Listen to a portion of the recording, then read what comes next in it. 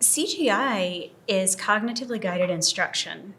So it's instruction that encourages you to listen to students' thinking and then to create your next steps based on where every single student is in your class. And when I mean every single student, I mean nobody is excluded. Everybody enters on their understanding and their level. My name is Laura Steele, and I live in Navarre, Florida. I had a student this year who came completely nonverbal. He did not speak any language, and he will be staffed into our special education school next year. His intellectual ability is very cognitively low, and he participated in our CGI lessons on his ability, and he could count to 2 by December, and in May he counted to 10, and his participation was so monumental in our class.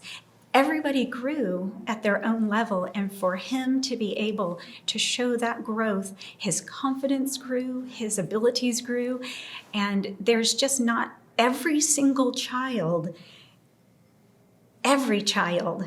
is able to show their knowledge. And so cognitively guided instruction is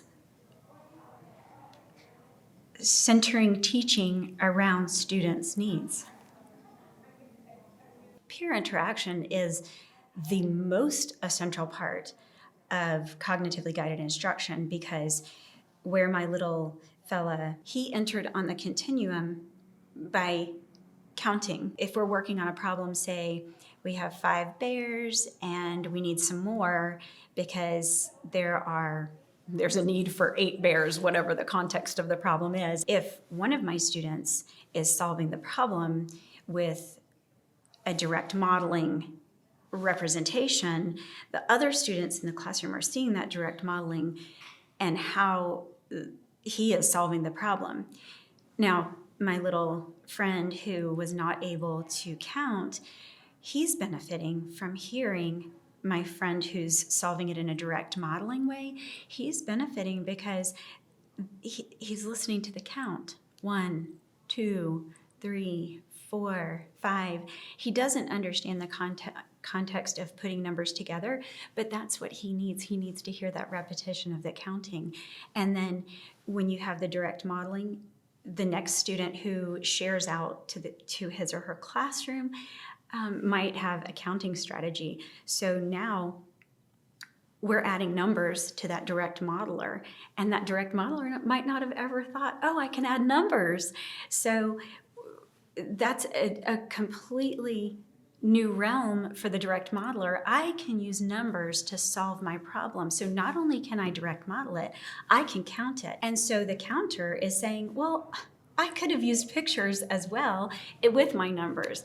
And then the person who's solving it with an equation is saying, well, I know these numbers work with this problem. Why do they work? And then I might ask a question of, where are these numbers? And they'll point them out to me. And then the counter's saying, wait, I can use that information.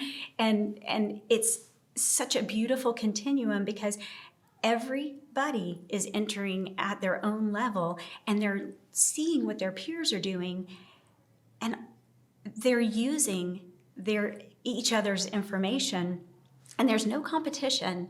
It's all collaborative. I will say my community in the classroom is, it's beautiful. And those little 5 and 6-year-olds, they completely understand being a part of something. They know what it feels like to be left out, but they know how to be a part of something. They don't want to be left out. They want to contribute. When they're given the authority to choose their method of solving a problem, their materials, the ownership they have, it's amazing.